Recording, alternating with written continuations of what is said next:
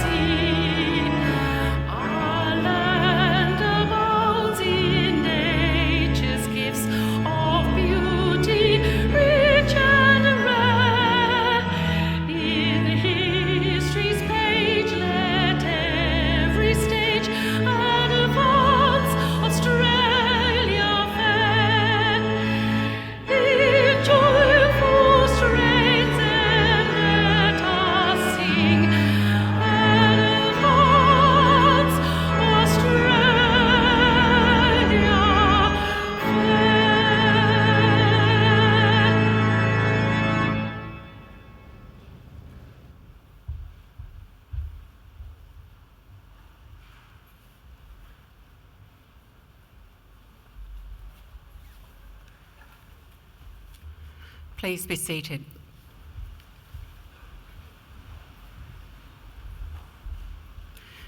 Distinguished guests, ladies and gentlemen, I'd like to invite Mr. Chris Tobin, representative of the Darug people, to offer the traditional welcome to country.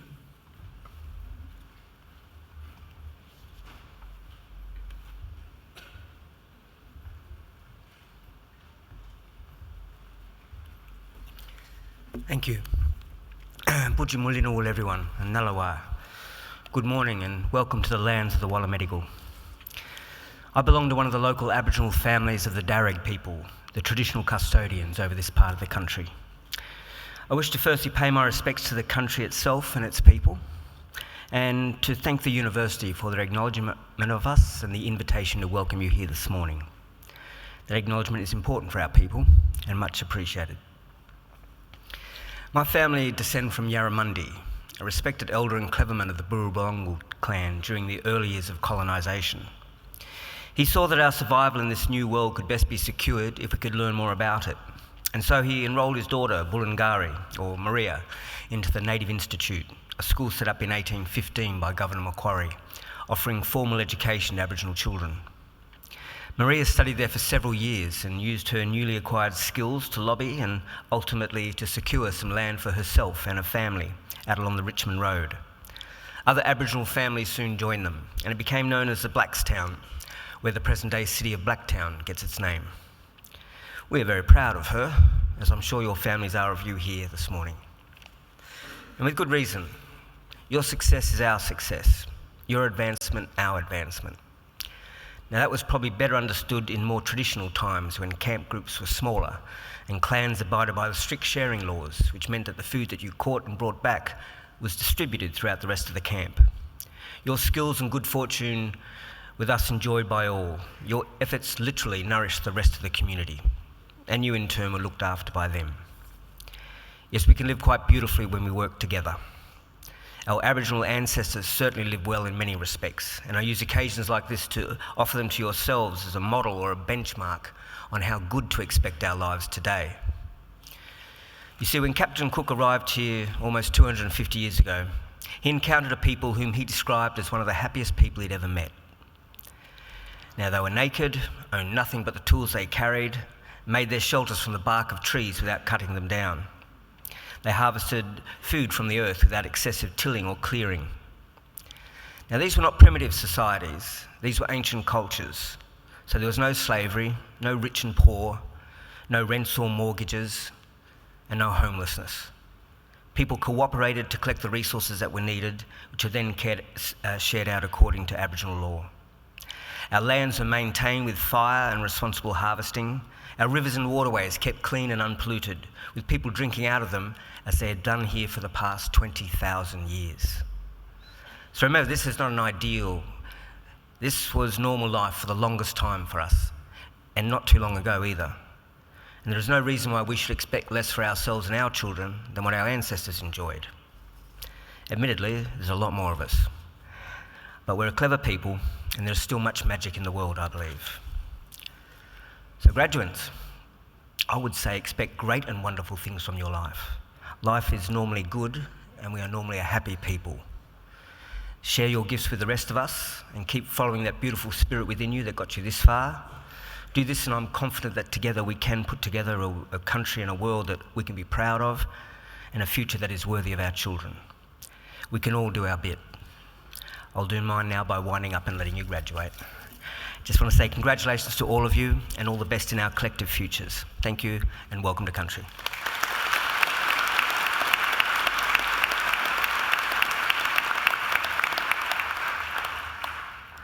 Ladies and gentlemen, I'm pleased to introduce the Vice-Chancellor of Macquarie University, Professor Bruce Dowton, who will preside today.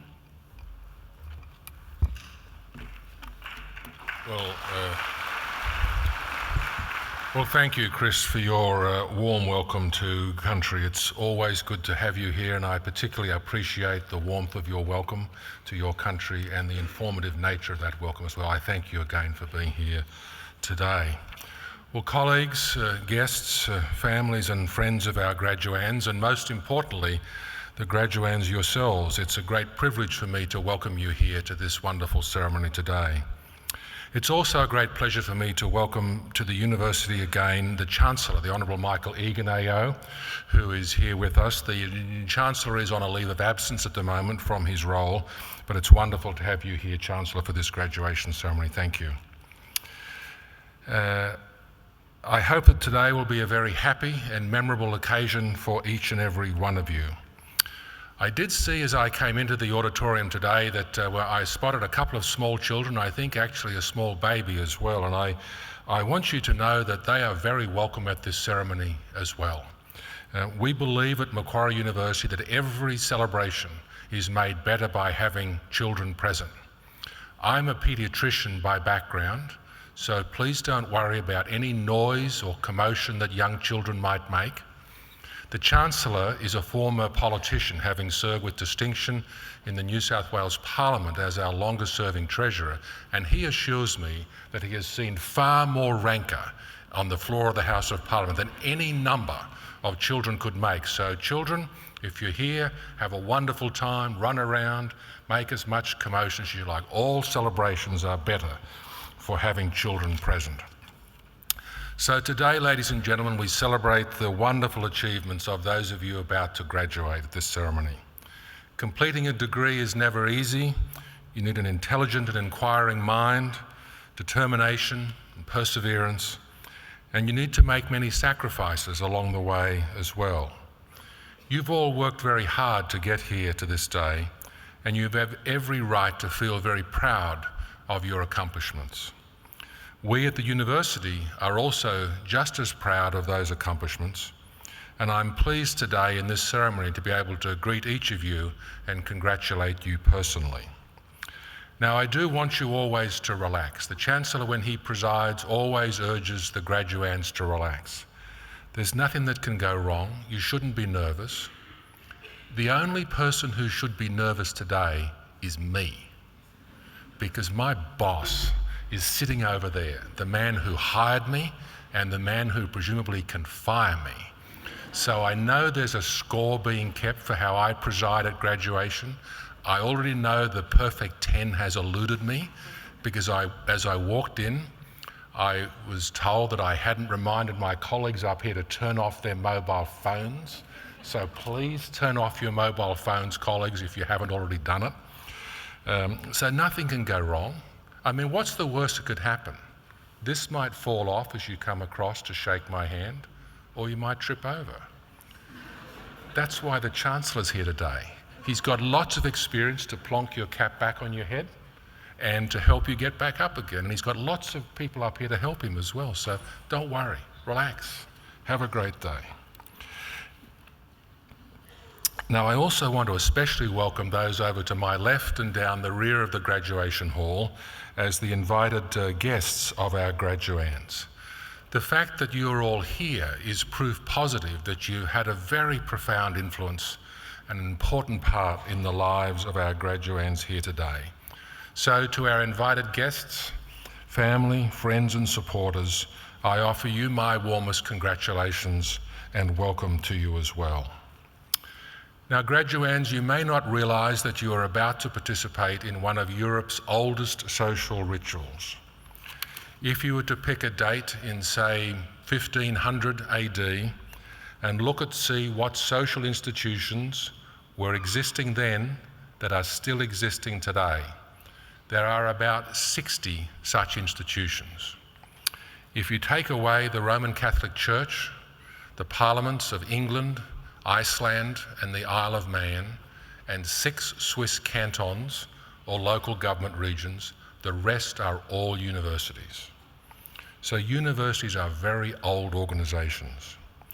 In fact, graduation ceremonies are even older than that. For almost 800 years, graduands have been donning robes just like the ones you are wearing today and participating in ceremonies very like this one. And since those earliest graduations, the ceremony has remained almost unchanged, a defining feature of the life of every university in the West and its students. Now, we all realise that Macquarie University is not one of those ancient universities, as we are just over 50 years old.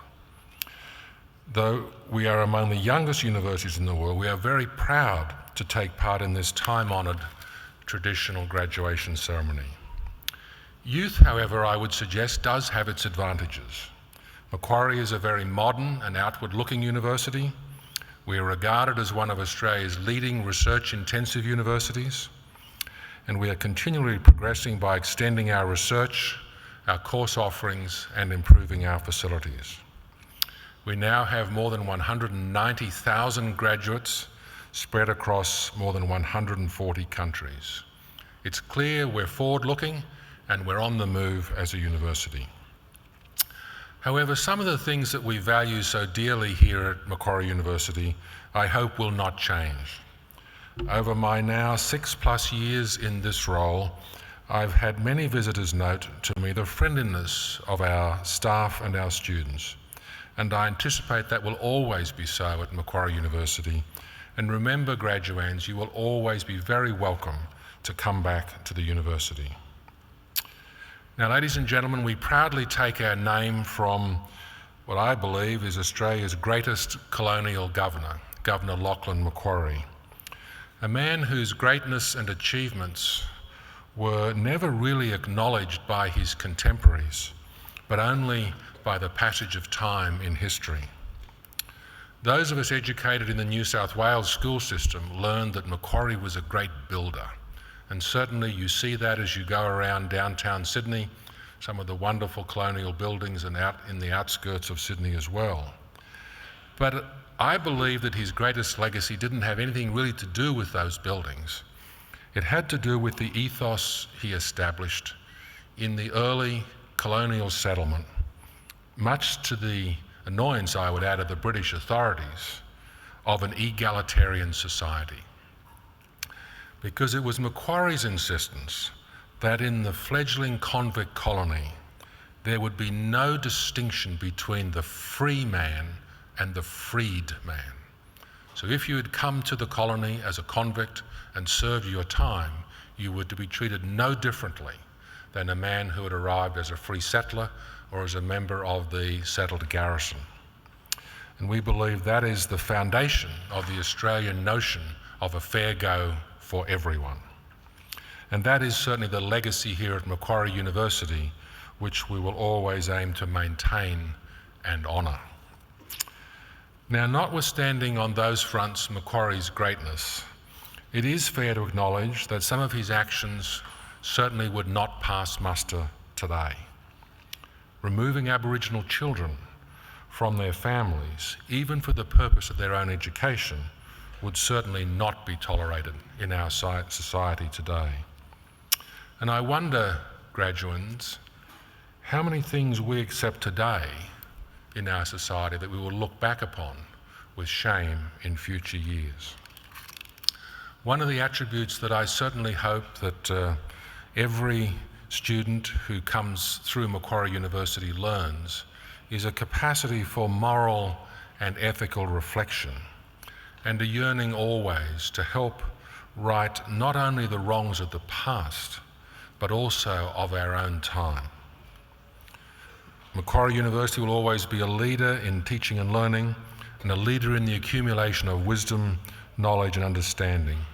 In other words, an ideal community of scholars. Ladies and gentlemen, academic and professional colleagues, and most importantly, our graduands, I offer you the warmest of welcomes to Macquarie University on this grand ceremonial occasion. In just a few moments, it will be my very great privilege to confer upon you the degrees for which you have qualified as graduands now, and welcome you as lifelong member of that community of scholars, the graduates of Macquarie University, whom we proudly call the Scholars of Macquarie University. Now, ladies and gentlemen, it is our pleasure today to honour, in accordance with the resolution of the University Council, Mr. Noel Wagg for admission to the degree of Doctor of Letters honoris causa of Macquarie University. It's a great privilege now for me to invite back the Chancellor, the Honourable Michael Egan AO, who has had a long association with Mr. Wagg in graduations, to please read the citation. Chancellor.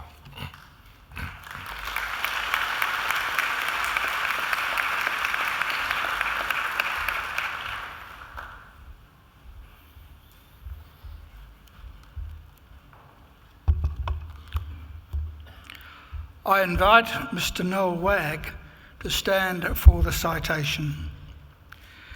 Well, ladies and gentlemen, Mr. Noel Wagg graduated from Macquarie University with a Bachelor of Arts degree in Earth Sciences Geology in 1977.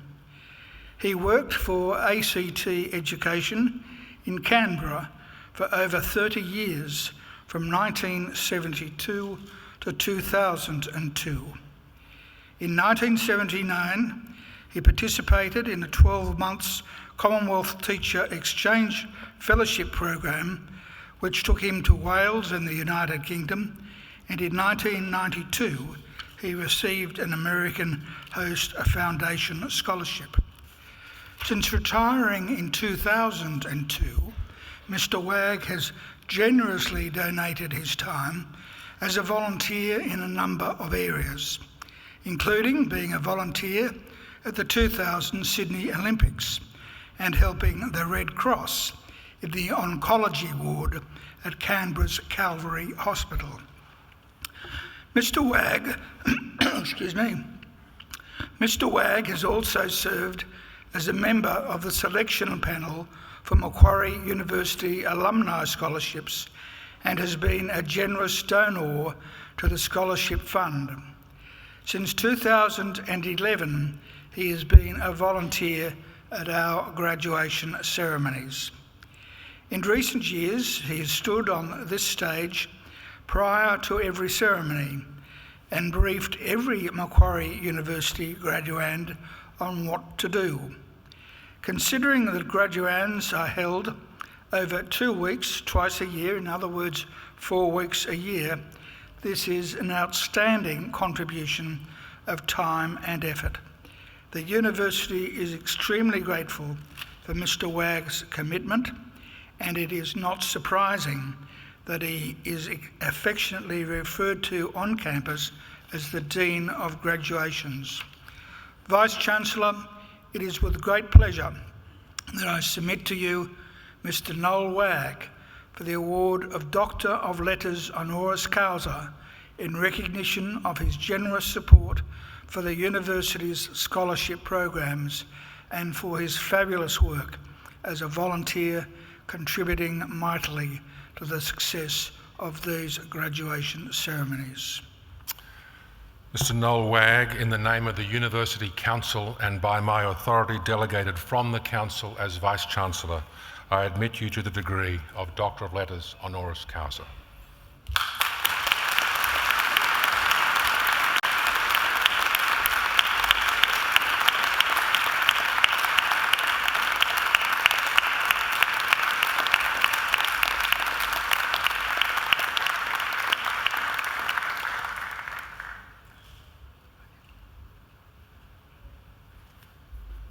Thank you, Chancellor. I now invite Dr. Noel Wagg to please deliver the occasional address. Dr. Wagg.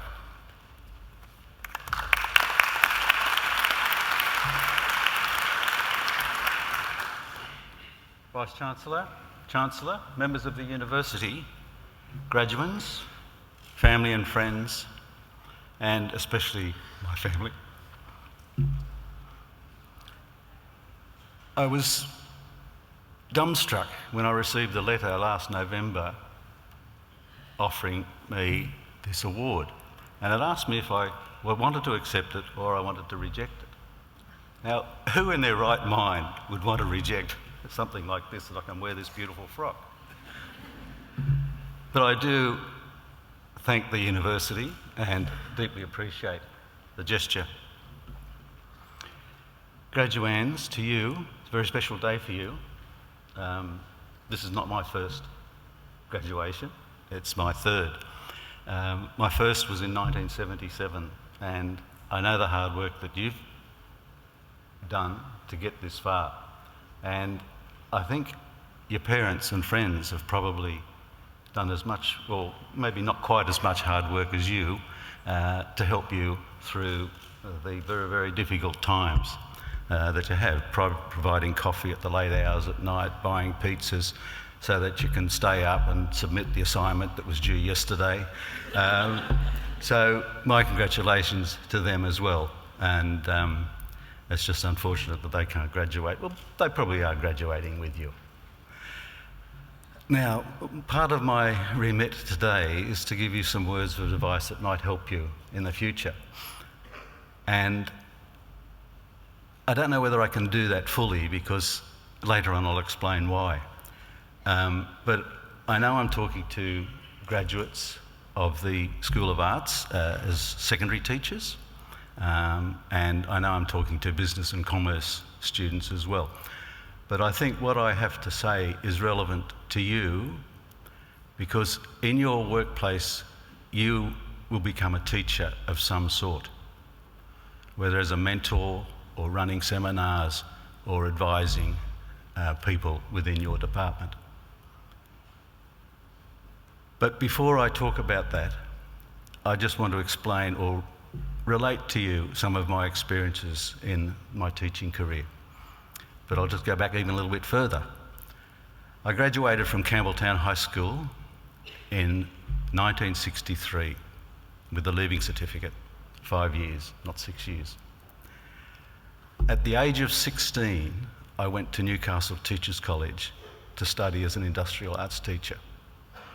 Now, I spent 2 years there, but while there, being a living away from home student and on a scholarship, I received, £8 a week.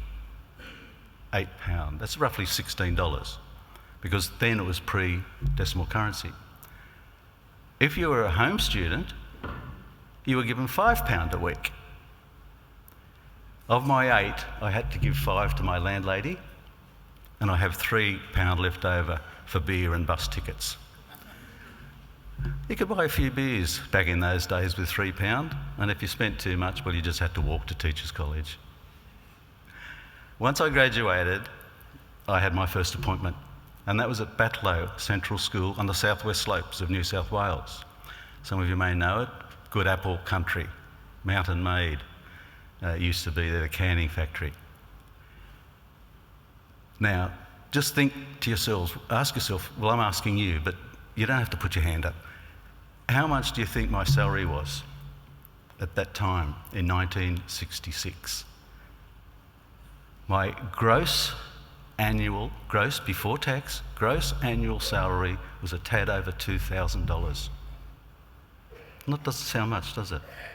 But I managed. I managed to buy a car, pay it off. I think it was cost about $600. So it was a second-hand car. So that's what happened. That's the first part of my career. Now, just moving on, there's a lot of moments in time. Moments that change the world, moments that change your life, moments that change your career. And I'll relate some of those in the context of my career. In January of the second year of my teaching, my father died. The school inspector rang me and asked if I wanted a job position closer to Sydney. Now, Batlow is sort of 6 hours drive from Sydney. And I thought about it, but I decided not to. So I decided to stay in Batlow. Now, what comes next is one of those serendipitous moments in time.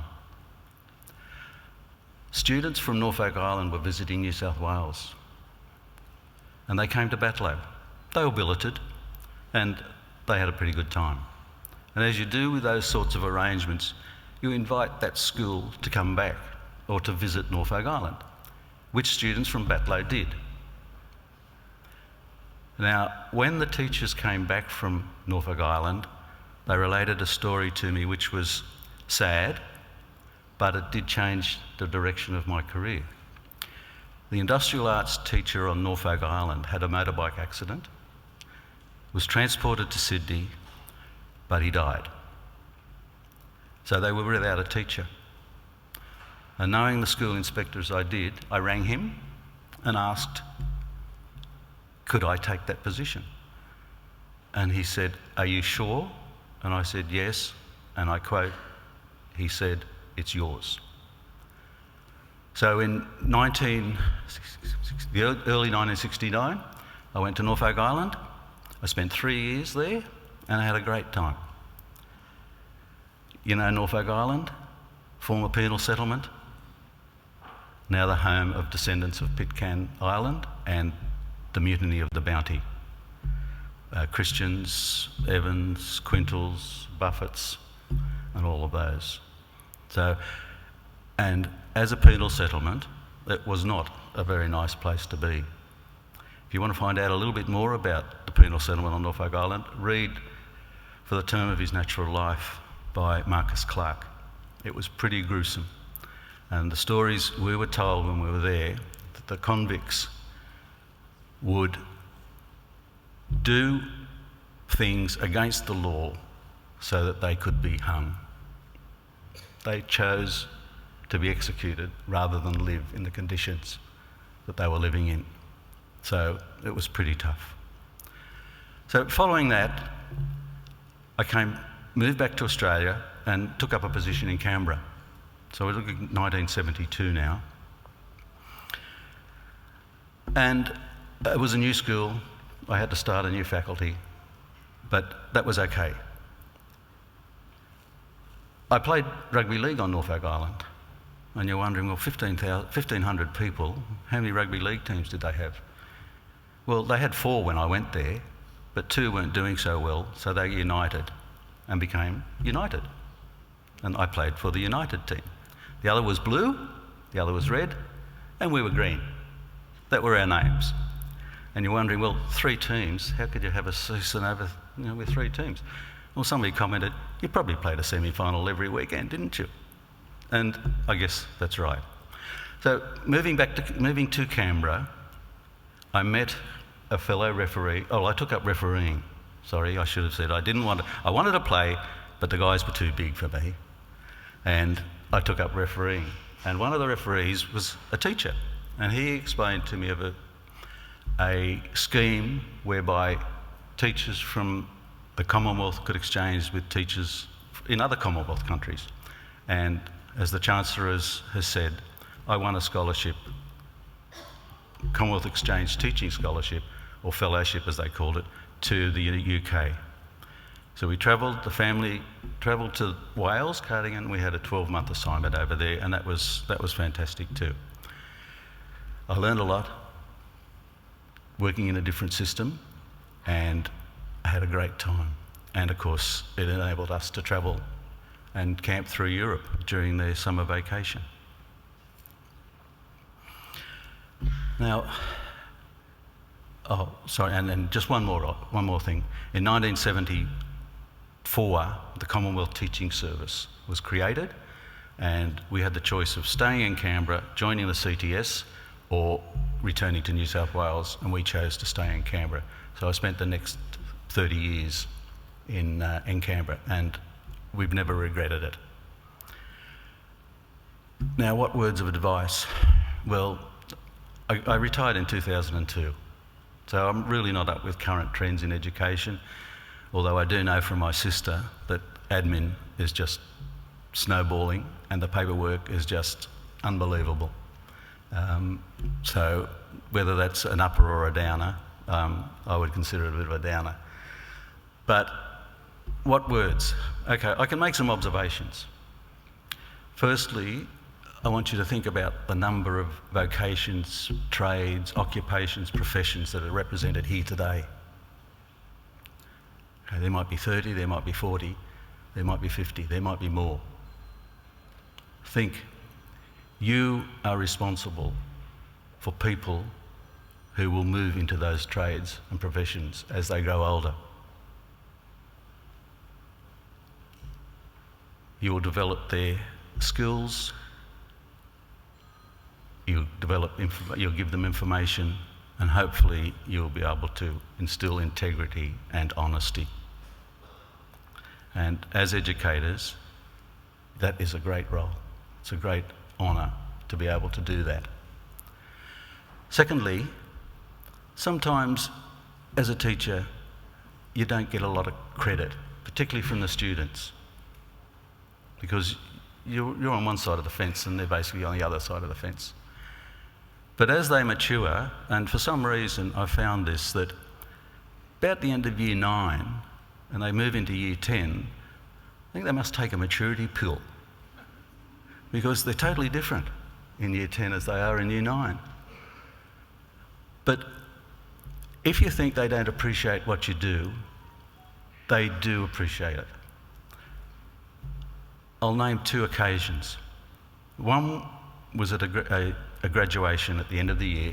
You know, the kids get their certificates for being first in the subject and their sports awards and things like that. One of my ex-students came up to me and he said, and I quote, "You taught me more than technical drawing." Okay, rephrase that. I taught him more than subject matter. And that's what you do. The second occasion was one of my Year 8 maths class. I had a young student there. She was sometimes a difficult student, and we had our moments. But at the end of the year, obviously with a lot of maturity, she came up to me and said, and I quote, "Thank you for teaching me maths." Now, when you think about it, it was only twice, but I think those sorts of comments are something on which you can hang your career and say, I've done a pretty good job. And thirdly, it's not an easy job. It can be terrifying sometimes. You'll go home and you'll say, why on earth did I become a teacher? You'll feel like crap. Go home, have a gin and tonic. Have a beer, have a glass of red wine, and just sit down and relax. But if you're having difficulties, talk to your colleagues. They're there to help you, and they will help you. Now, I better wind up.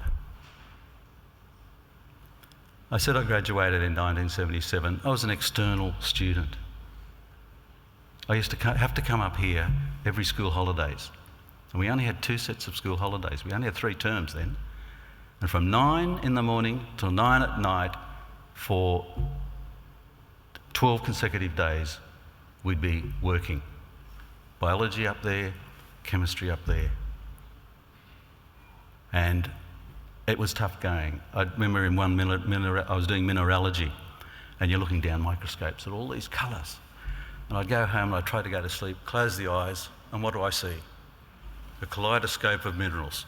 It was pretty hard to get to sleep those sorts of nights, but it was fun. It was really, really fun. Okay, to wrap up. Ride the bumps.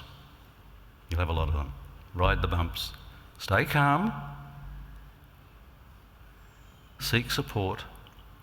And just appreciate the job you have, the profession you have to mould future generations. And if you stay in long enough, you'll certainly educate 2 generations. And if you haven't gone crazy, you might be able to educate 3 generations. So we'll see how you go. Now, what about a quote? You've got to have a quote. What's an address without a quote? And this is a very important one because it does relate to Macquarie University. It's from the General Prologue to the Canterbury Tales by Geoffrey Chaucer, circa 1400. And be aware of the last 3 words I say. And I'll try and read from the script of 1400, see if I can get it right. Of study took he most care and most heed. Not a word spoke he more than was need. And that was said in form and reverence, and short and quick full of high sentence. Sounding in moral virtue was his speech, and gladly would he learn, and gladly teach. That's our motto. That's Macquarie's motto, and gladly teach. And I say to you, go out and gladly teach. Congratulations, best of luck in the future, and thank you.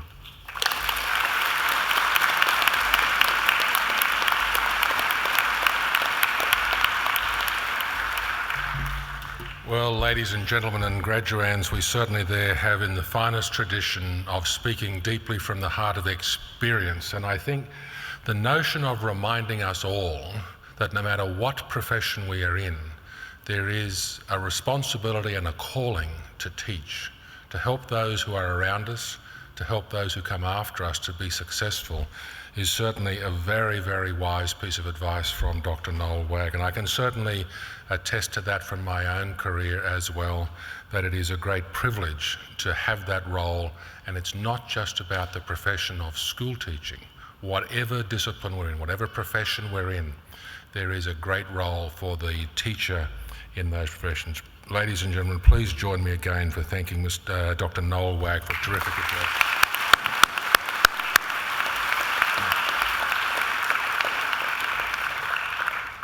Now, as Vice-Chancellor of Macquarie University, I especially look forward to presiding at ceremonies just such as today's and conferring degrees upon those who have complied with all of the university's requirements for such awards. And I'm now going to call upon our Registrar, Ms. Gail White, to formally certify the eligibility of all the candidates for the award of degrees. And the Chancellor insists that as a part of this certification that the Registrar is going to give, that I not only check about that you've passed all the exams and requirements of the Academic Senate, but that you also were never late for an assignment, that you'd never missed a class. So I'm going to ask the Registrar for that ironclad certification. Vice-Chancellor, I certify that all of the candidates being presented here today and those who are absent have satisfied the requirements of the Academic Senate for the degrees they are to be awarded. So would all candidates for admission to degrees please stand?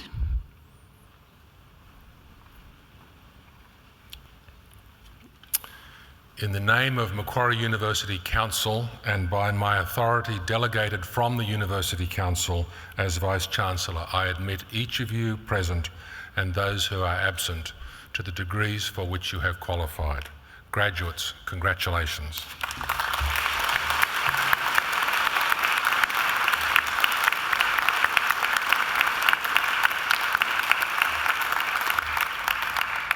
Graduates, please be seated.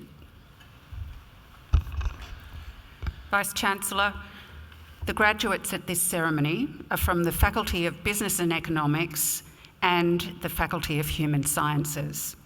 I call on Professor Stephen Brammer, Executive Dean of the Faculty of Business and Economics, to present the graduates from his faculty. Professor Brammer. Vice-Chancellor, the graduates from the first part of this ceremony are from the Faculty of Business and Economics. The Faculty of Business and Economics is the largest faculty at Macquarie University and one of the largest in Australia. We are an applied, engaged and global business school. Our role is to create knowledge through applied research in the areas of marketing, management, finance, economics, actuarial studies and accounting. Working with our academic and corporate partners, students and alumni, we create and share research that addresses business and societal problems. Our programs are innovative and include engagement with industry as well as the development of employability skills. The skills developed are in demand globally. Our programs are recognised and accredited by key industry bodies, and we enjoy a strong reputation amongst the business and professional communities. Our graduates have starting salaries well above the average for all Australian business schools. These graduates have the skills, knowledge and purpose to make a positive contribution to their families, to their communities and to the world. Vice-Chancellor, I'm proud to present to you the graduates from the Faculty of Business and Economics whom you've admitted to degrees. Vice-Chancellor, I present to you graduates from the Faculty of Business and Economics whom you've admitted to degrees. I present the graduate admitted to the degree of Bachelor of Applied Finance with the degree of Bachelor of Commerce Professional Accounting. Samuel Andrews.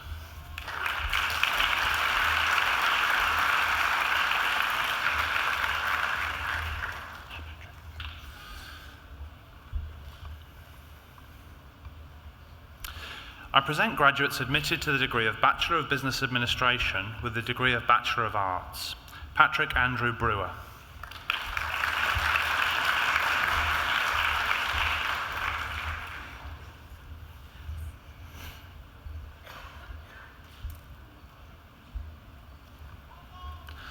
Hannah Elizabeth de Botton.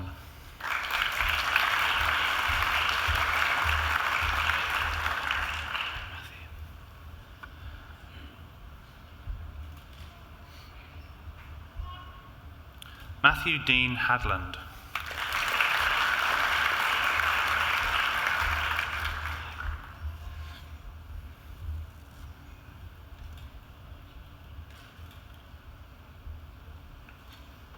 Matthew Hauer.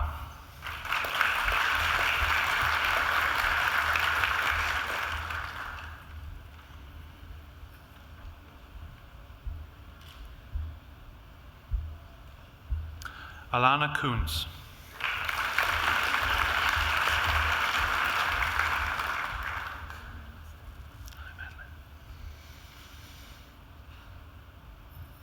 Madeline Laugerson.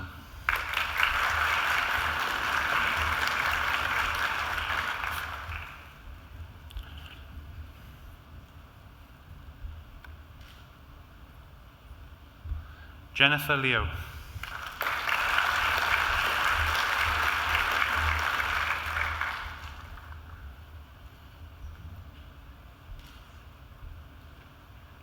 Michael Lozina.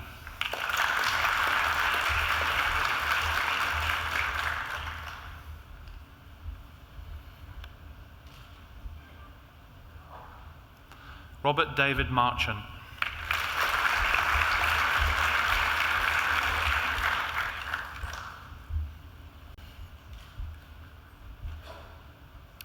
William McMurray.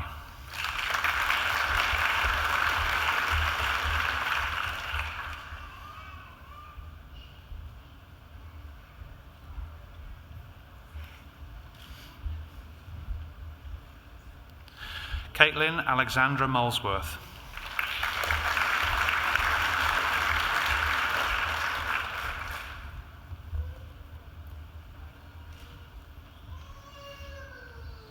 Jake Norman.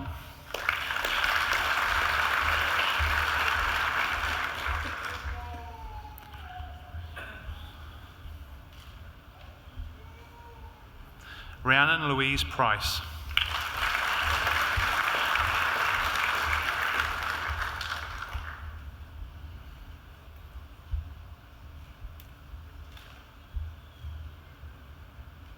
Nicole Ranzelin.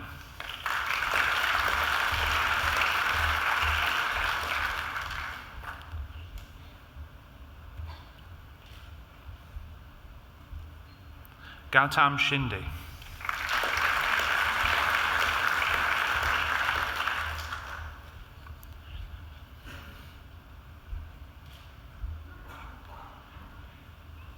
Evita Shustovian.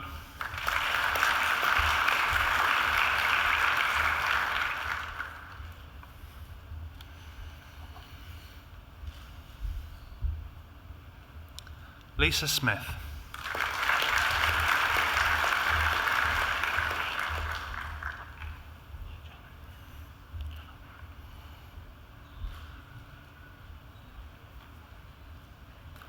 Janet Wang.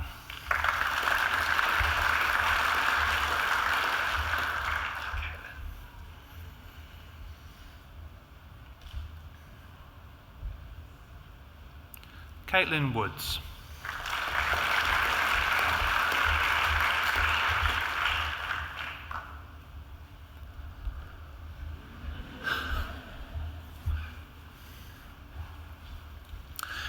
Isabel Dorian Zondag.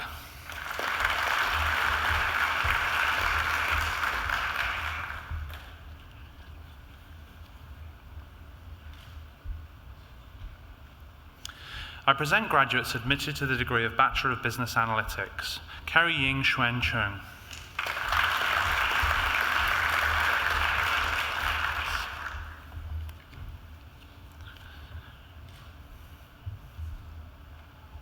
Nicholas K. Shin Go.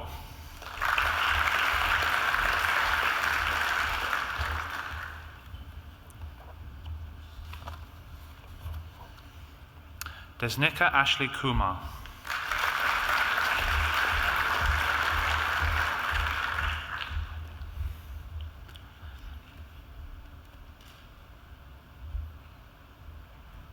Dylan Latham.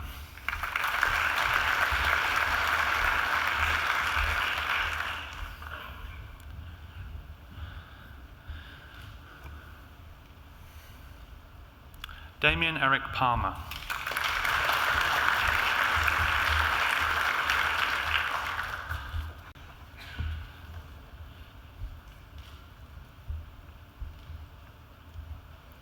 Alexander James Sutrisno.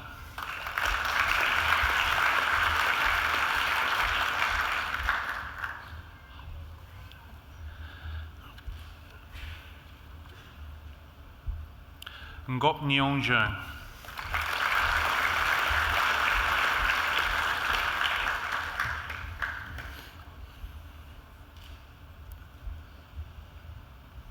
Anthony Vensoff.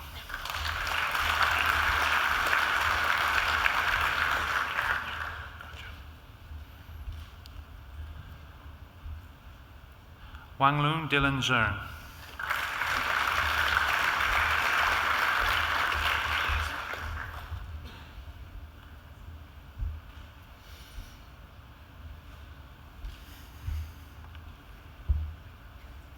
I present the graduate admitted to the degree of Bachelor of Commerce, Isabella Charlotte King.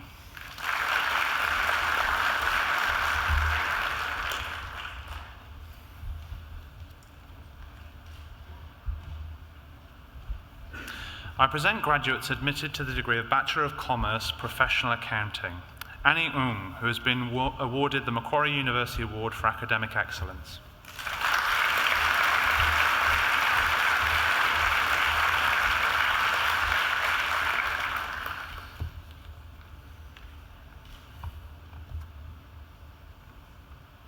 Dean Vienne.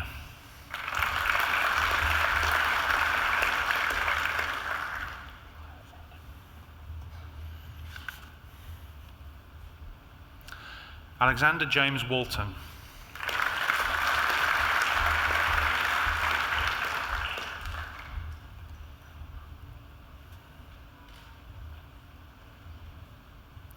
Miao Wang.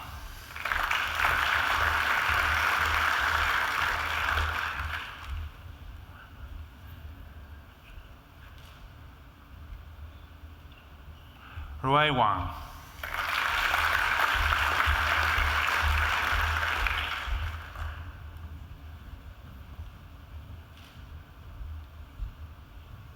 Rui Chern Wang.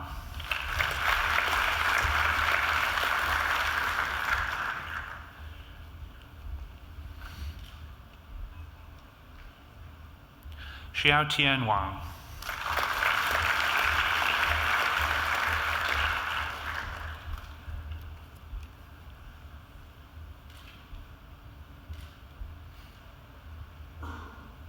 Ying Wang.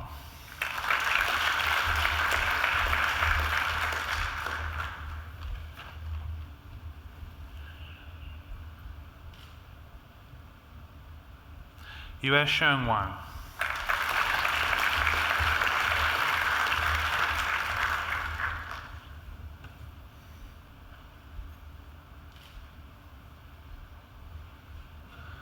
Yulin Wang.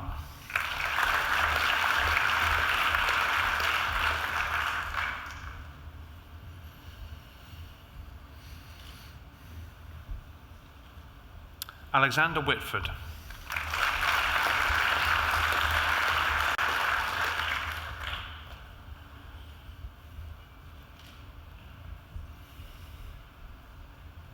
Cameron Chirk Fai Wong.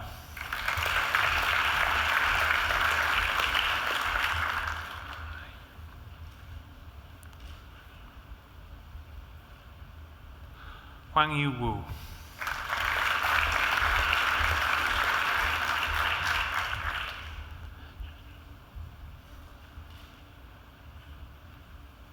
Jiajun Wu.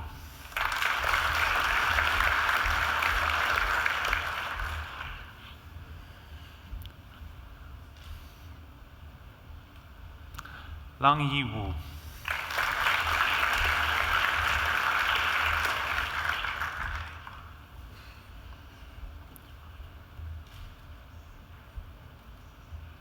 Yuan Wu.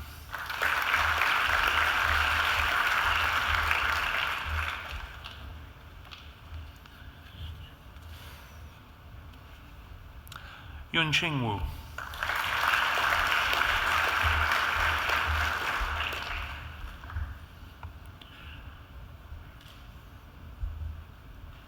Yushi Wu.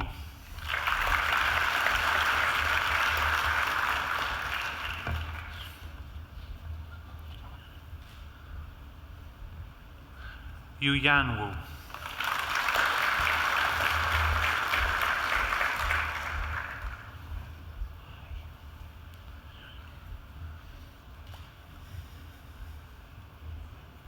Yu Yung Wu.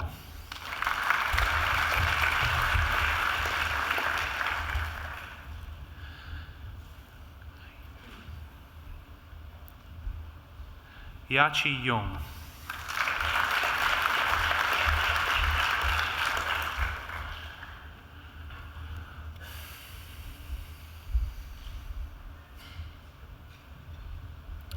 Chung Long Frank Yao.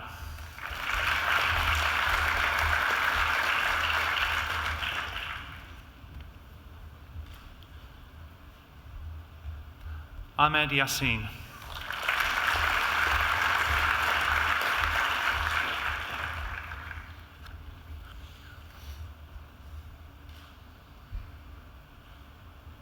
Poki Yao.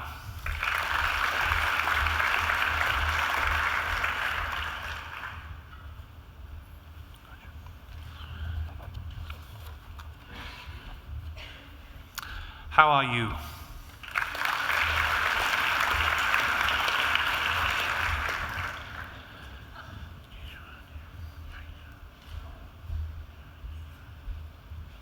Jishuan Yu An.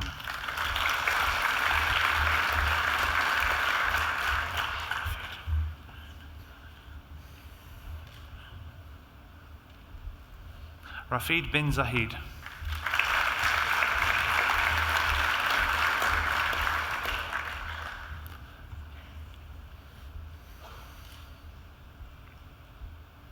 Syed Muhammad Zaran.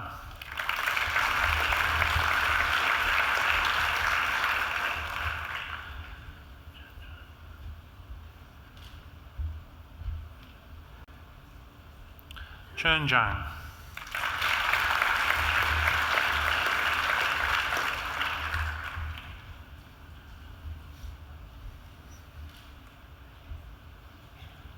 Che Zhang.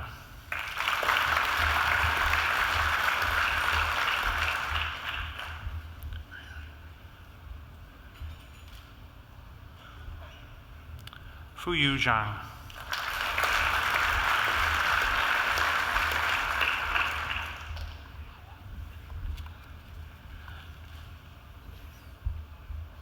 Hanyue Zhang.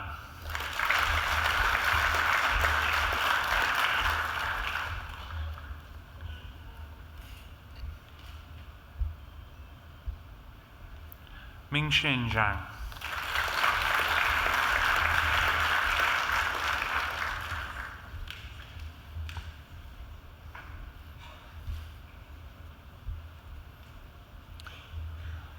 Minhong Zhang.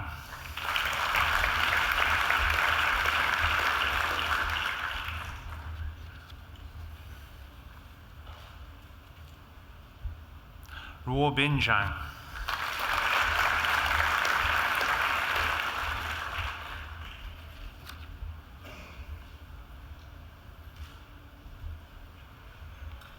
Wei Zhang.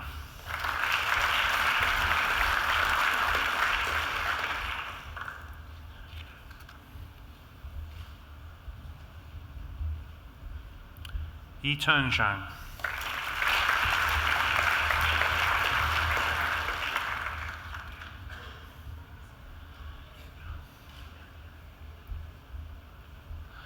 Han Yu Zhao.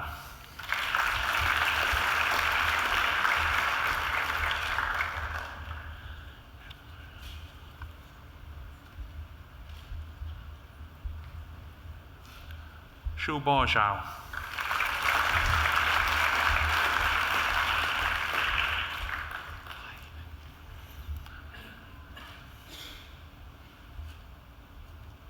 Cheng Jun.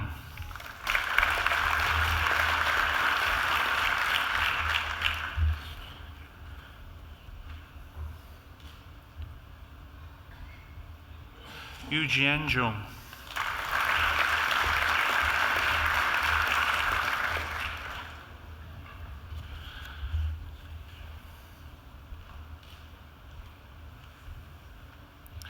Ze Yizhu.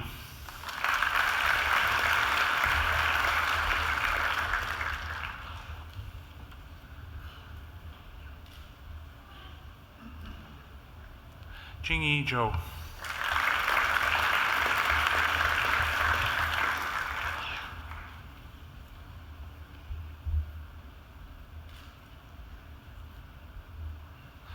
Mang Teng Zhu.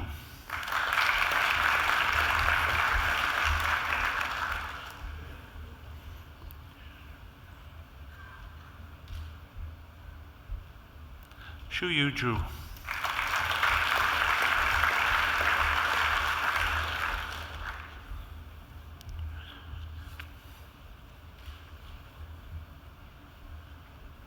Ruei Zhou.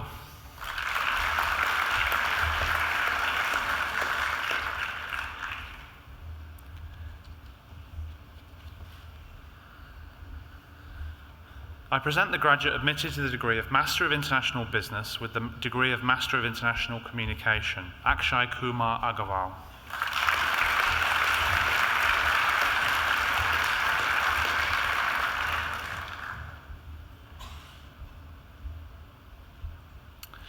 I present graduates admitted to the degree of Master of International Business with the degree of Master of International Relations, Beatrice Ho Mei Ying.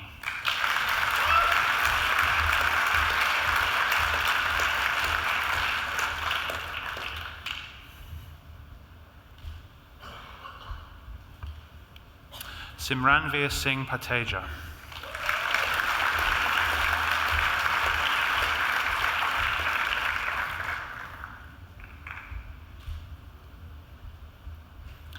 I present graduates admitted to the degree of Master of International Business, Mohammed Umar Basit.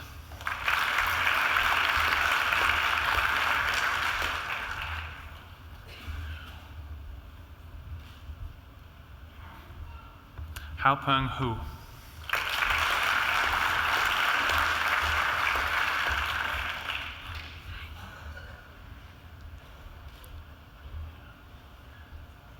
Preeti Jha.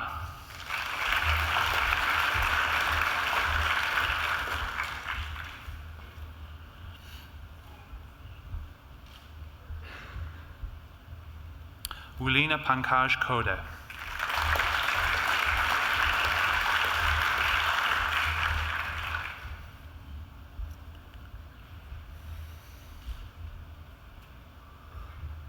Hao Ming Li.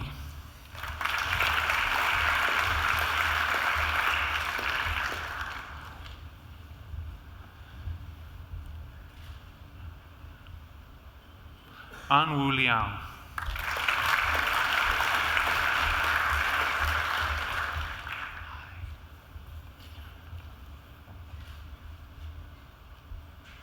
Titiporn Naklumpa.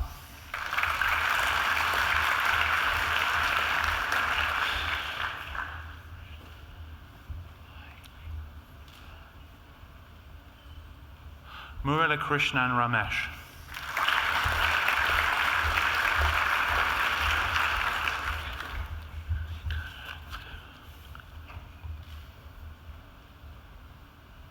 Kanika Sachdeva.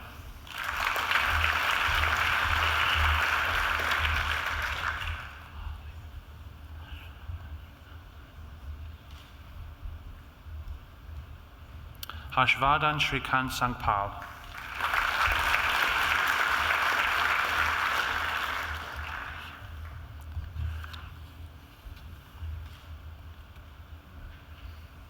Chao Yung.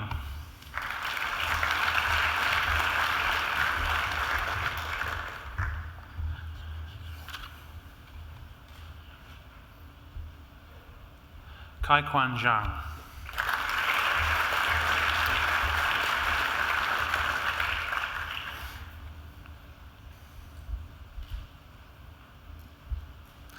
Vice-Chancellor, that completes this morning's presentation of the graduates from the Faculty of Business and Economics.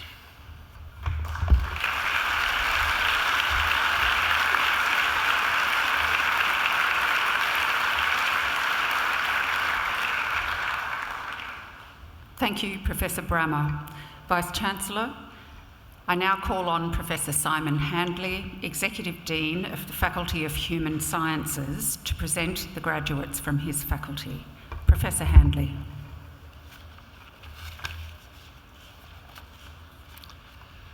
Vice-Chancellor, the Faculty of Human Sciences hosts a unique combination of disciplines connected by the common purpose of building an understanding of what it means to be human.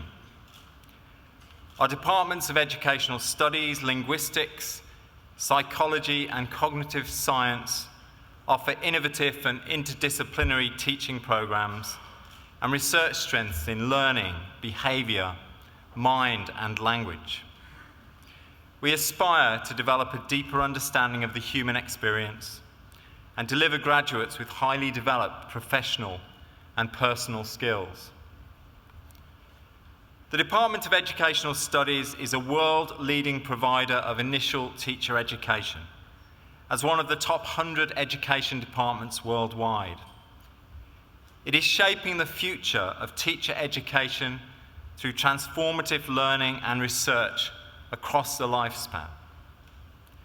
These research strengths span a broad range of areas, including early childhood, maths education, digital learning, language and literacies, child development, inclusive and special education.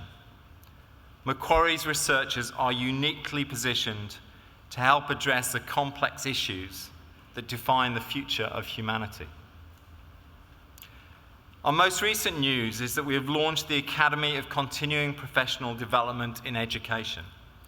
This offers professional learning opportunities for teachers in NESA-accredited courses in diverse areas such as emotional health and resilience, reading, scientific thinking, autism, and new technologies in education.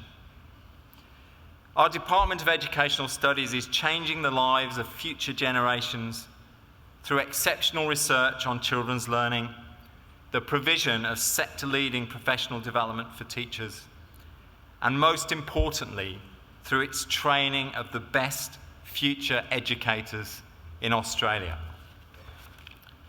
Vice-Chancellor, I present to you the graduates from the Faculty of Human Sciences whom you have admitted to degrees. I present graduates admitted to the degree of Bachelor of Arts with the degree of Bachelor of Education, Secondary. Saham Ajam.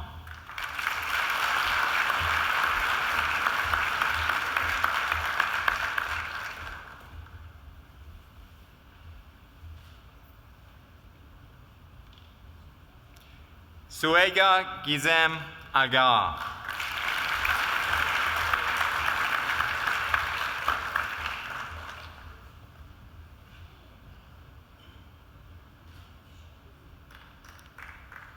Maria Andotenos.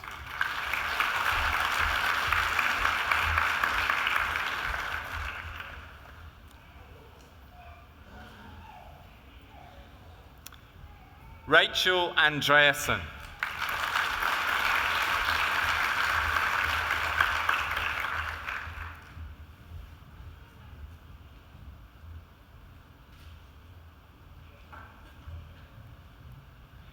Brianna Barton.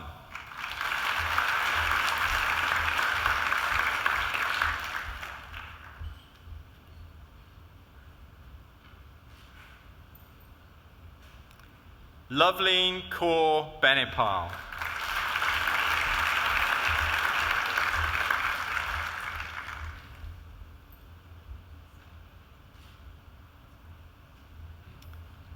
Anne-Marie Bennett.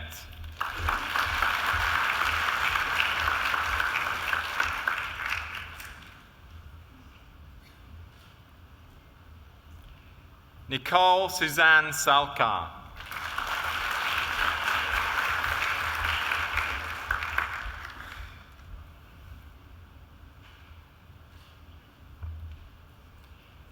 Jacqueline Leslie Kane.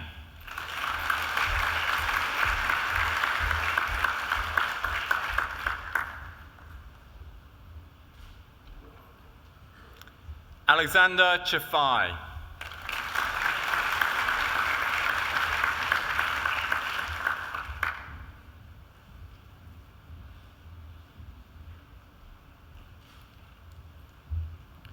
Monica Ann Coddington.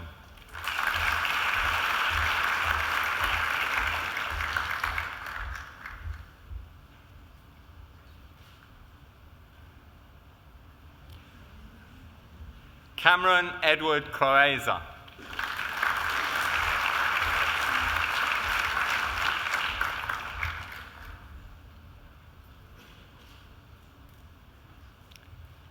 Annette Marie Cross.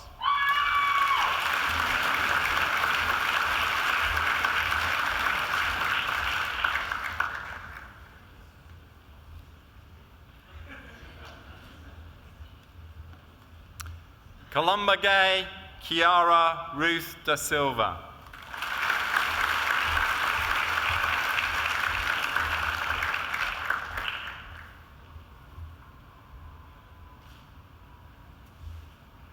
Zakarula Diaku.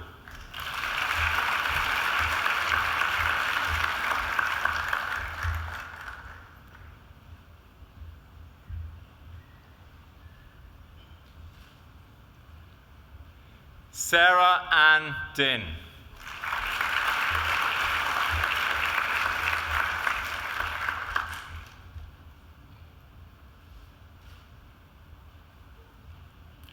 Jessica Duggan.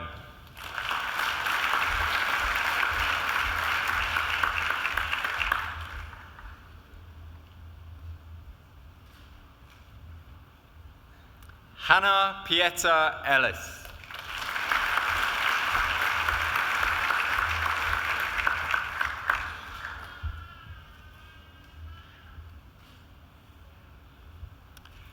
Brody May Enever.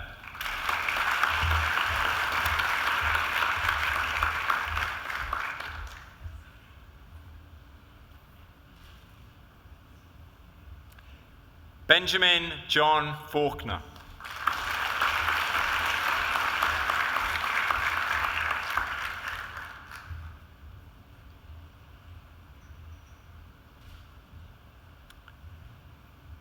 Philippa Louise Fitzgerald.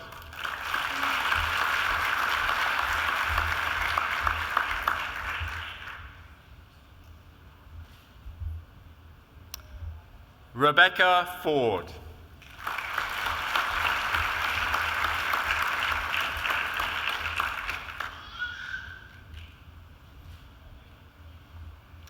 Jesse Michael Fowler.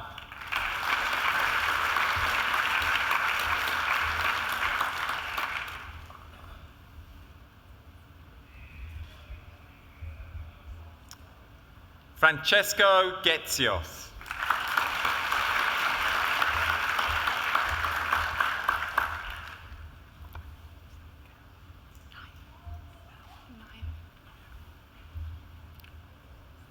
Grace Nio Graham.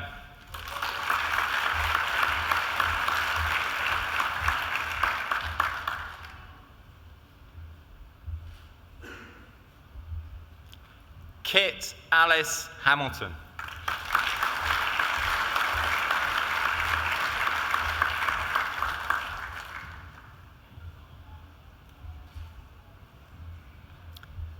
Nicola Ann Horton.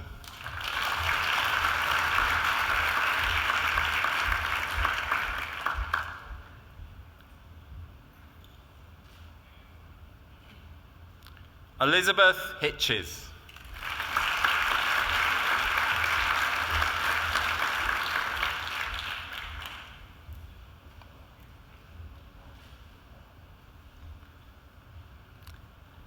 Kai Kiet Adrian Huan.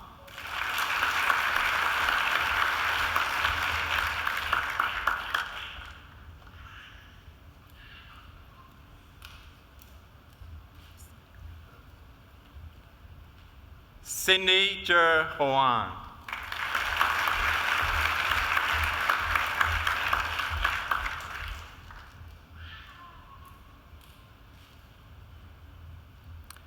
Casey May Hughes.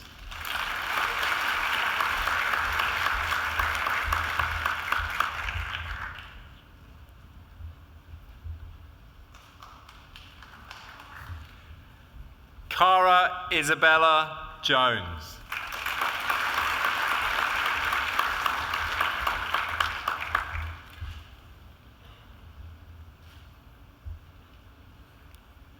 Richard Michael Julian Labroy.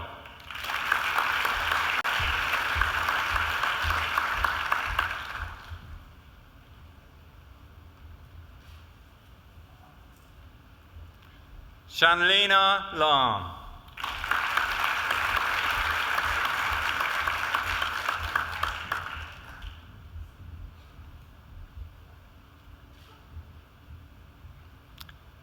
Edward Lever.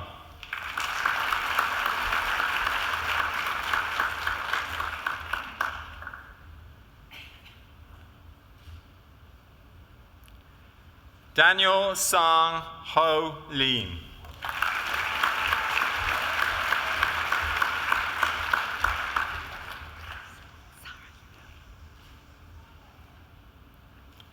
Sarah Longley.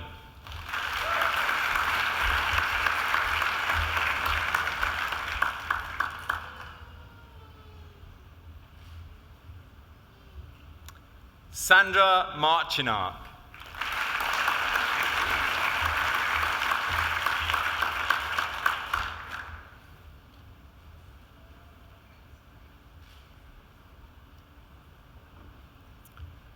Kirsty Ann May.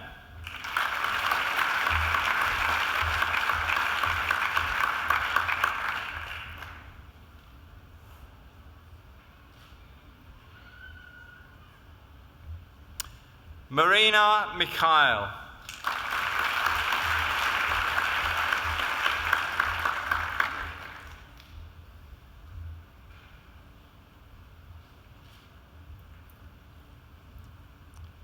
Edith Ann Moxon.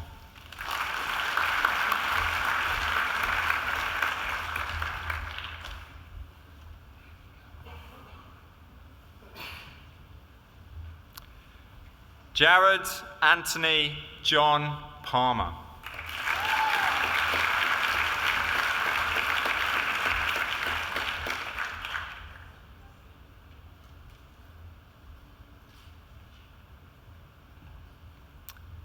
Elaine Ming Ming Pan.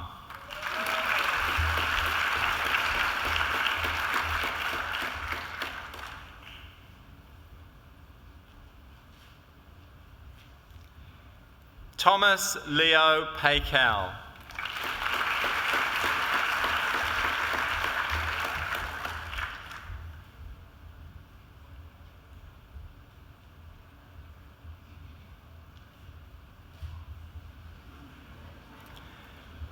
Cindy Hoang Yen Fan.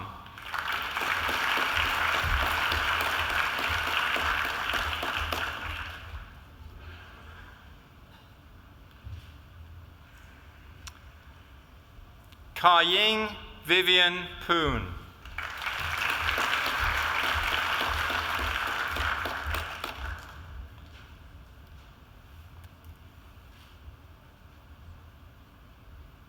Alana Quinlivan.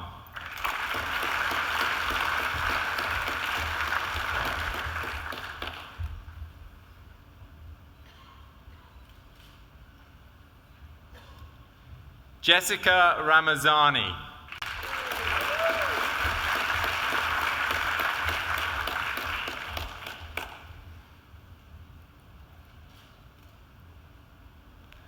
Zalanda Risha.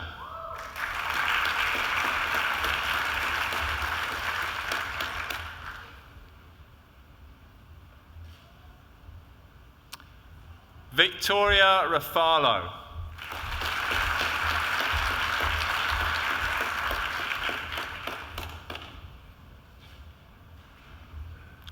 Alexander Kingsley Rosario.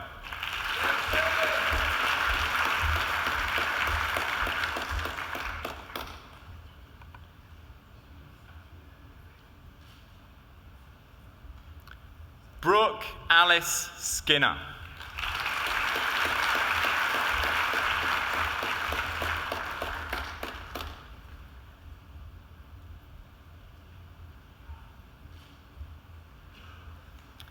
Jessica Ann Skinner Crow.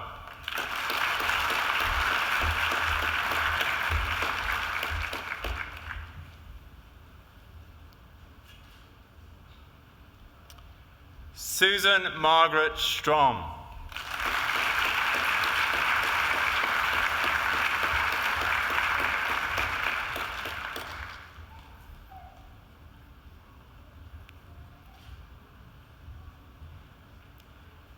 Jessica Marie Treadell.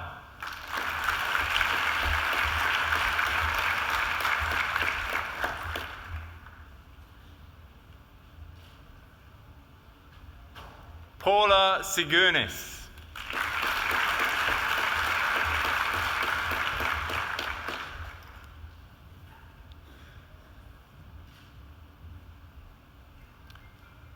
Courtney Lee Turner.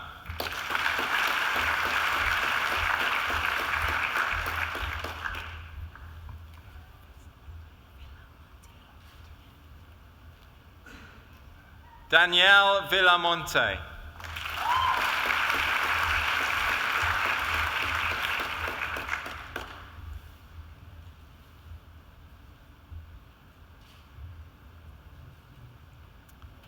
Amy Larissa Wall.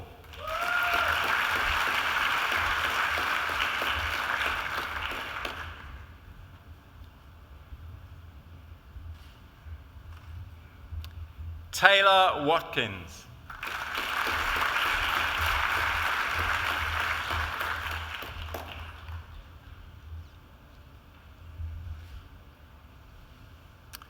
Holly Ann Weatherspoon.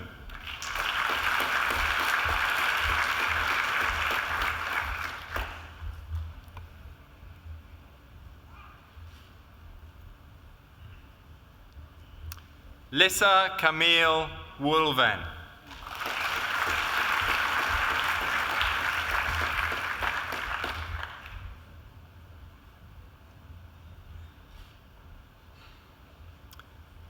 Frank Shea.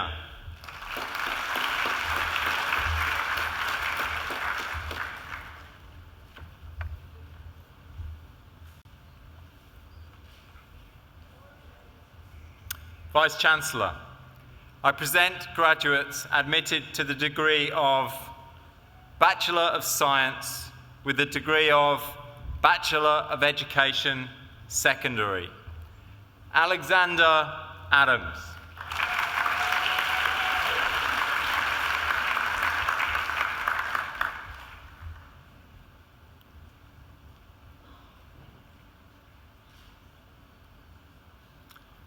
Rayan Awed.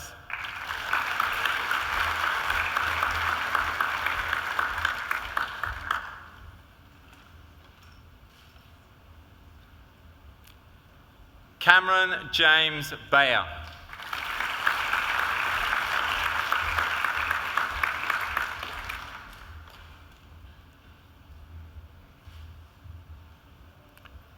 Laura Wendy Bowman.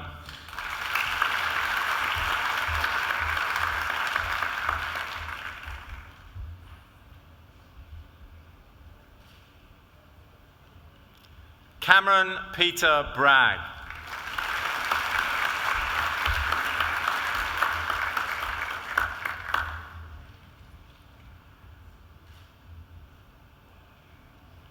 Joshua Philip Baldus Chapman.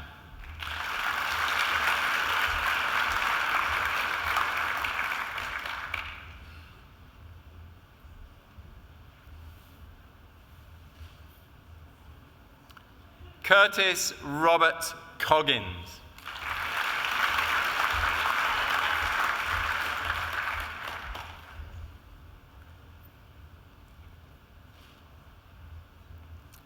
Hamish Coy.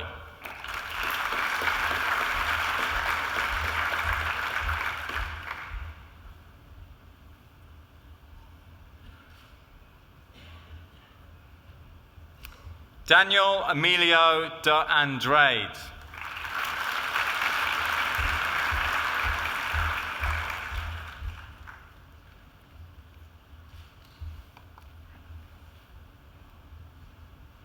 Michaela Crystal Claire Dempster.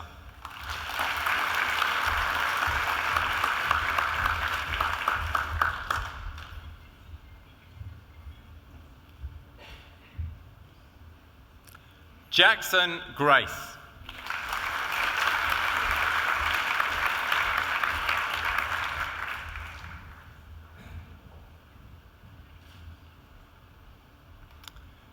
Bronte Hilton Butt.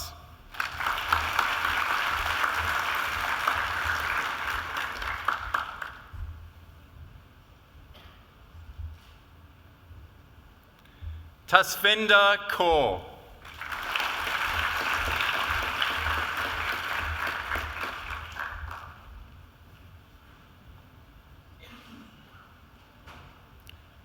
Kai Tuan Luan.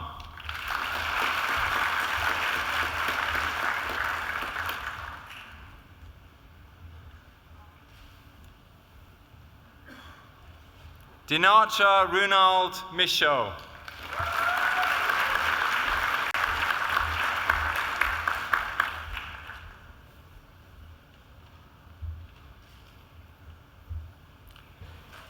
Jack Nakich.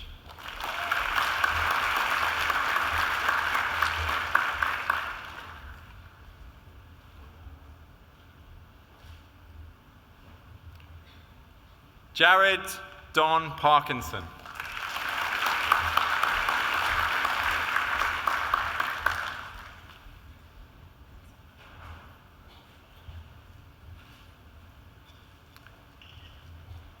Michael James Preston.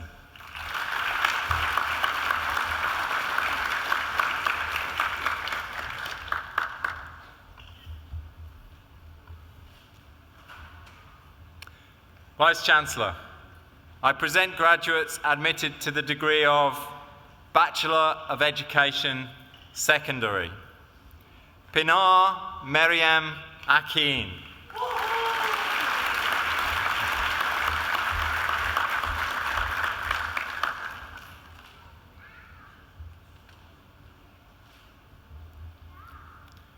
Thomas Brian Burgess.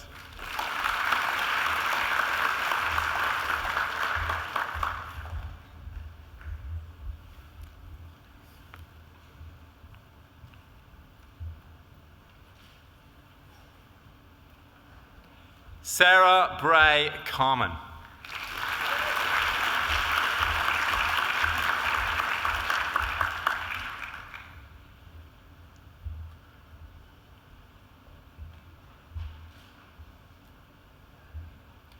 Nicole Louise Haralambous.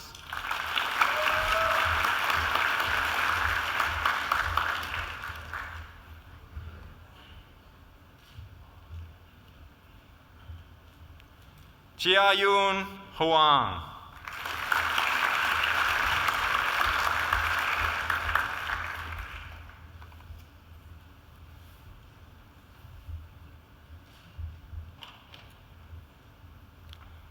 Paul James Capillaris.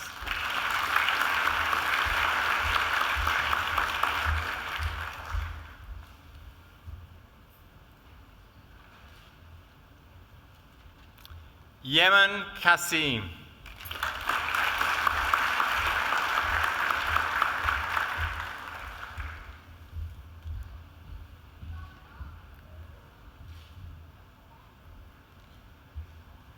Liam Francis Kivany.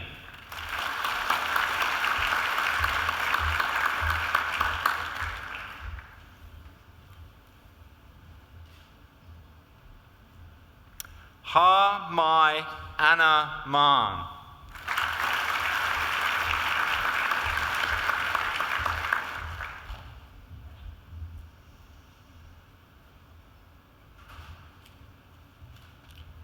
Claire Milledge.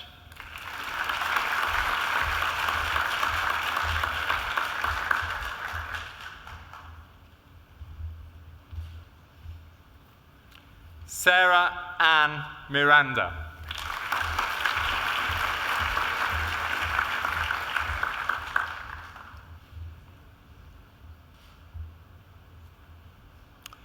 Tony Tang.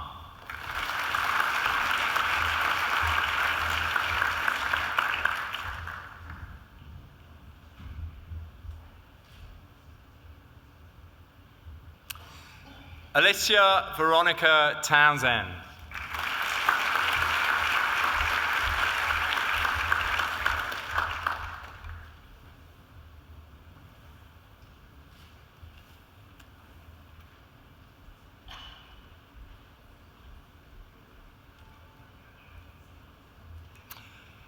Samira Withanagay.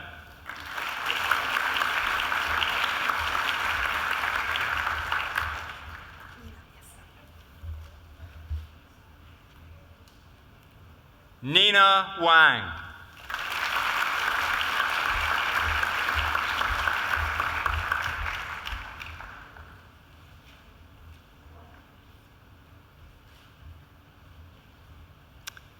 Vice-Chancellor, that completes this morning's presentation of the graduates from the Faculty of Human Sciences.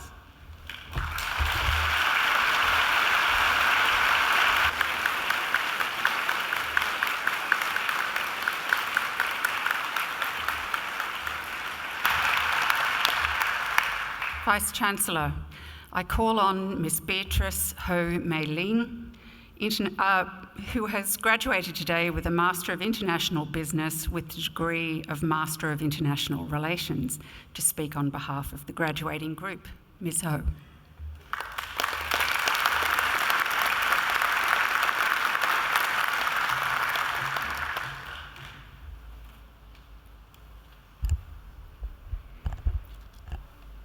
Deputy Chancellor, Chancellor, members of the university, fellow graduates, and guests. I'm honored to stand before you today to give this speech of jubilation. In many respects, the fact that I have this incredible educational journey is due to the immense and unending support of so many amazing people, including my family, and especially my parents, the university, and all of my various mentors, lecturers, and friends. This certificate is as much mine as it is theirs. Now, it has indeed been a long journey. I do not claim to know the entirety of postgraduate university life, but I know that for some of us, there were many sleepless nights, many life contemplations, and also many desperate prayers to different gods. More positively, there was comfort amongst us, but comfort in knowing that your peers are just as perplexed as you were during lectures, and comfort in knowing that your assignments are not due yet. There were also displays of great strength and intestinal fortitude, particularly in attempting to complete a 3,000-word essay the day before it is due. This, my fellow graduates, is the kind of tenacity that I hope you will take with you through life. Because by now, job hunting should have impelled us to realize that this is merely the start of a much longer journey.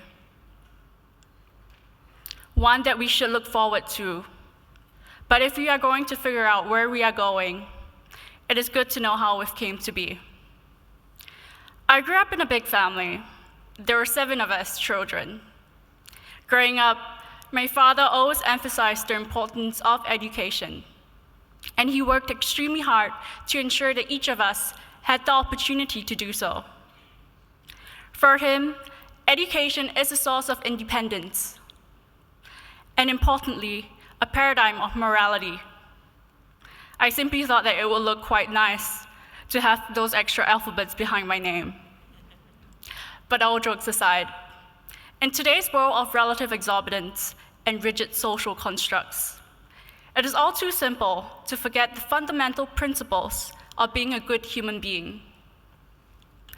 While education purposefully furnishes us with the knowledge of the world around us, it develops in us a perspective of looking at life and how we hold the ability to transform ourselves and forge it into something exceptional. So let us allow our education to take us beyond these limitations, and at the same time, let us be kind and generous during its course.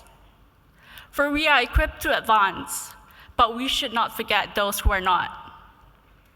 Therefore, I encourage all of us to defy preconceived stereotypes, to fight for others with understanding and compassion, to confront the grace of ethicality, to ask the difficult questions, and to take steps forward in the hope and possibility of a better tomorrow.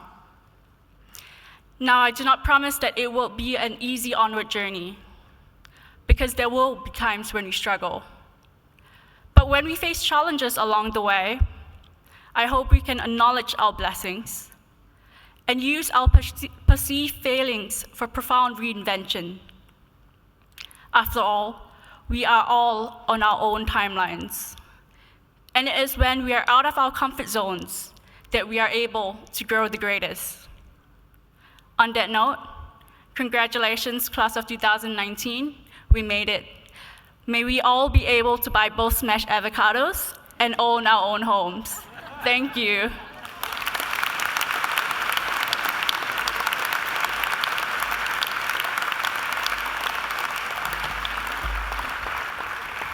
Well, Beatrice, thank you very much for a very fine responsorial address there. And again, for our graduates, wise thoughts there, the importance of acknowledging family, the importance of tenacity, and also importantly there, towards the end of Beatrice's remarks, the importance of thinking about others as well. It was a terrific response address. Thank you very much. Please join me in thanking Beatrice again.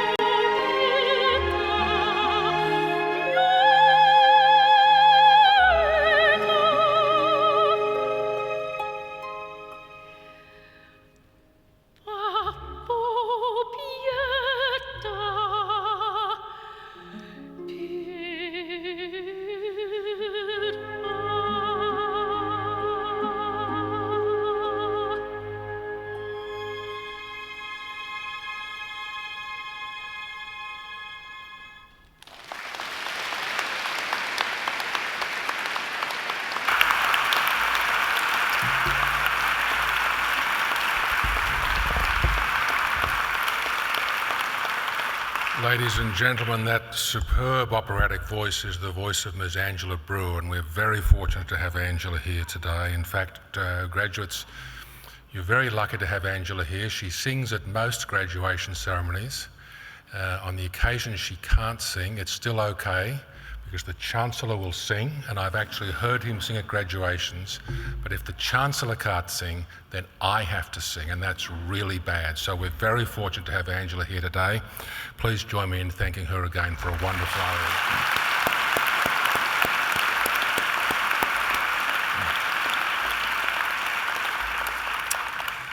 Please join me in also thanking our musicians, Dr. James Forsyth on the organ,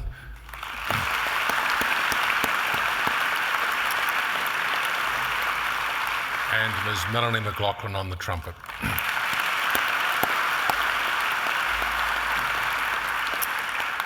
Now today also we have colleagues of Dr. Noel Wagg here, the representatives of the Alumni Association, who come along to give their volunteer time to help make sure it all goes smoothly for you graduates. So please join me in thanking the alumni volunteers as well.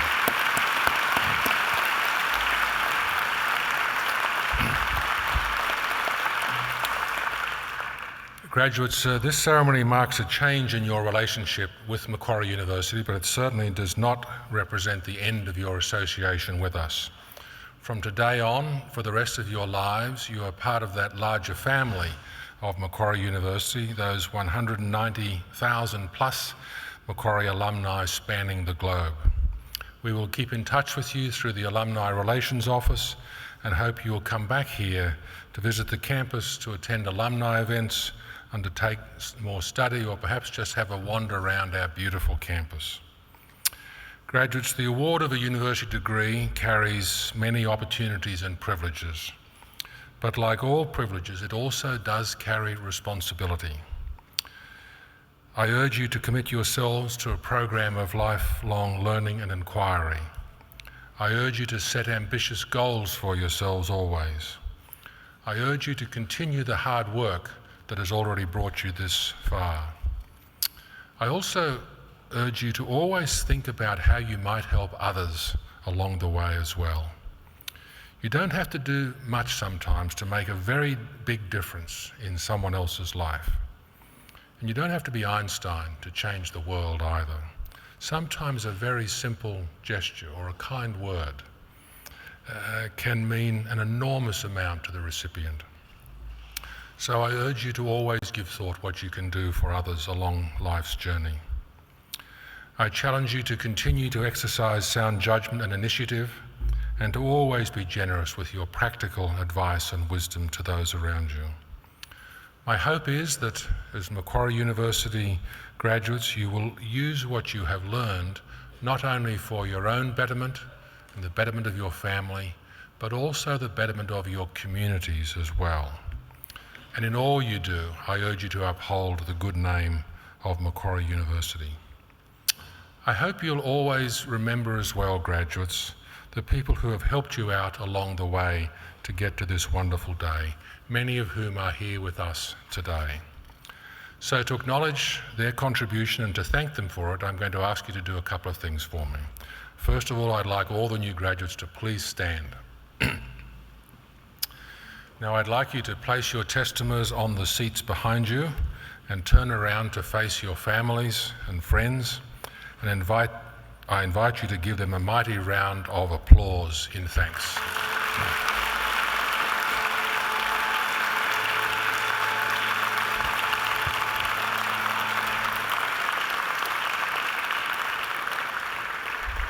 Now, if you would please turn around, but don't sit down just yet, but I do urge you to pick up your testament behind you. Don't leave that behind. Behind me on the platform are representatives of the university's academic community who've helped you out along the way. I invite you to join me in thanking them as well.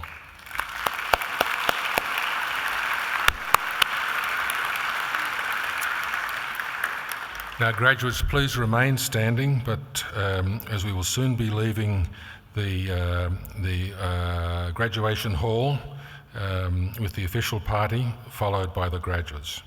Now, as we do, Dr. Forsyth will play the traditional recessional music from graduations, music which has been played at ceremonies just such as this for centuries.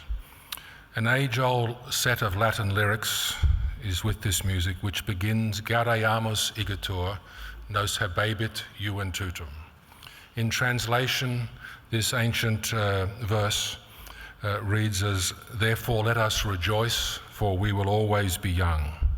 The song speaks in a whimsical way of youth and old age at the very same time, of the brevity of life and the inevitability of death, of city and state, and indeed of happiness.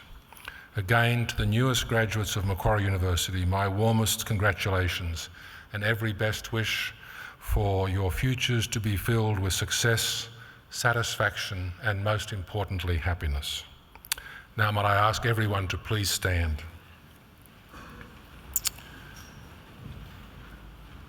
Shortly, with the Chancellor, I will lead the official party out of the graduation hall to be followed by the graduates. I then invite you all to follow the graduates down the pathway to the marquee for some light refreshments. In closing today's wonderful celebration of your achievements, I say again, Gaudeamus igitur, therefore let us rejoice.